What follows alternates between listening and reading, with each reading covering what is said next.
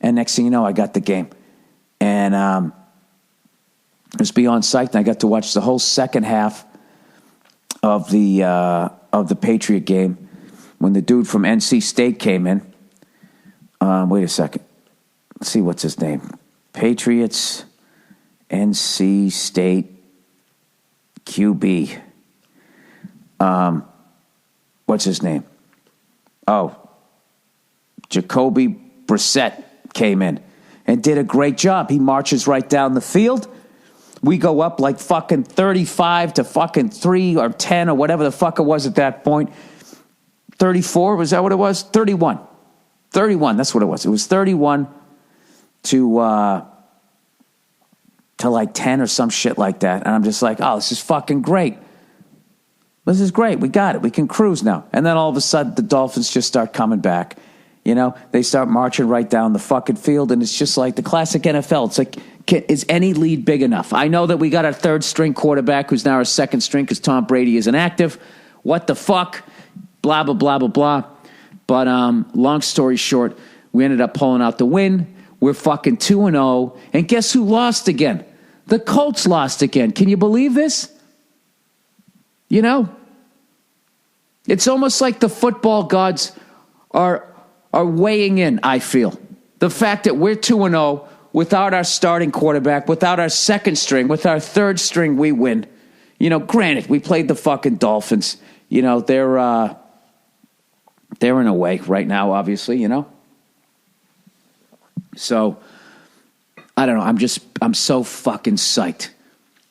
I'm telling you right now, if we go 3-0 and the Colts go 0-4, I know our schedule's going to get a lot tougher. And, but anyways, you know what was funny? So once we went 2-0, this buddy of mine called it. He was just going like, dude, you know, as long as, this is before, you know, Garoppolo got injured. He goes, if he goes 2-2, that's fine. I just don't want him to go 4-0 because then every fucking dope out there is going to be like, you see, it's just a system. You can put anybody in there and they will win.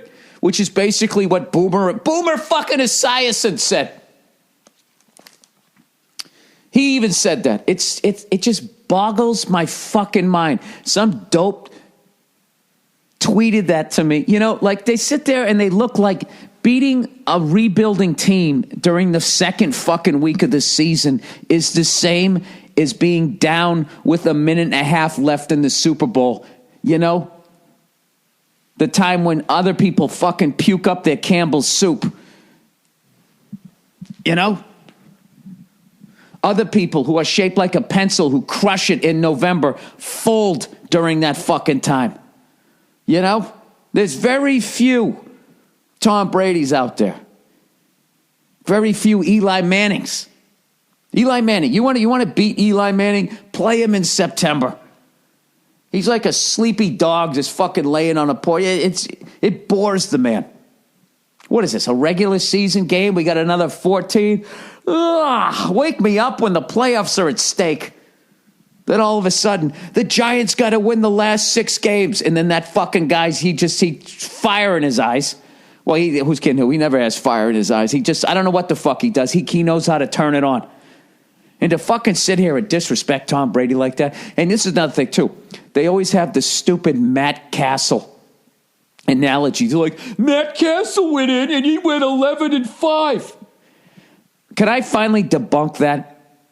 Okay, for all you fucking fantasy football Buffalo Wild Wings wearing a jersey fucking dopes out there who fucking high five, gallop sideways. He's on my fantasy team. I activated him today. Here's the thing. For the fucking 90 millionth time, the whole Matt Cassel thing. Matt Cassel took over a fucking team that went 16-0 in the regular season. Was one fucking play away from going 19-0. The next year, he's under center. They went 11-5. And for you fucking dopes out there who can't do math, he won 5 less games. Okay? And missed the fucking playoffs. That's what he did with an 18-1 fucking team. He went 11-5, missed the playoffs. Thank God we didn't go 10-6. Do the math, fantasy football playing fucking dopes. He would have gone 5-11. All right? You guys don't remember when he got traded to Kansas City and then all of a sudden became mortal again? You don't remember that? And I know what you're going to say. Well, they didn't have Bill Belichick as a coach. He was playing with lesser players. Oh, I got an answer for you. Joe Montana. Joe Montana went to the Kansas City Chiefs, and you know what happened when he went there? The Kansas City Chiefs went to the playoffs. All right, you fucking morons. Here's the deal. Mick Jagger needs Keith Richards. Bill Walsh needed Joe Montana. All right? And Bill Belichick is not going to win a fucking Super Bowl with Garoppolo. At least not in the first. I mean, who knows what that kid can do, but at least not in the first fucking. It's so fucking stupid. I'll tell you right now, I mean, Belichick is so good, you can put anybody in there and they're going to win. Because we beat the Dolphins the second week. We're 2-0. Oh, that's it. That's it. Somehow now we're never going to lose a fucking game again. So you know that chatter's going to happen. Because there's Buffalo Wild Wings people all the way up to guys like Dan Shaughnessy. He's going to say it. You know, thank God Garoppolo got hurt because Dan Shaughnessy, you know, the fucking Benedict Arnold of Boston sports, that man lives to try to stir up a controversy to distract the hometown team. He doesn't give a fuck. You know what I mean? He's like Skip Bayless before Skip Bayless. It's just, you just listen to the man. It's just like, dude, you're just literally just saying shit, aren't you? So I'm glad to finally get to address that stupid Matt Cassel thing. Okay, no disrespect to Matt Cassel. He was a solid quarterback, but Jesus Christ, to fucking act like, well, hey, I mean, if you had Matt Cassel or Tom Brady, the Patriots still go to 6, winning 4 out of 6. Come on. Come on, people, you know. The reality is what it is you fucking hate the Patriots. And if there's any remote angle for you guys to criticize the Patriots, you try and find it. And I'm gonna go even further. I think, all right, 20 years from now, when they look back at and everybody can just fucking let it go, you know, even like the most harshest Red Sox fan that hated Derek Jeter, you know, who's kidding who? Because the guy was great, you know.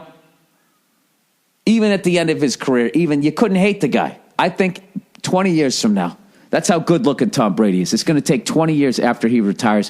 When they look back on the pettiness and the patheticness and the level of this fucking suspension, you know, I think in the end, Jim Irsay finally is going to be exposed for the fucking crybaby that he truly is.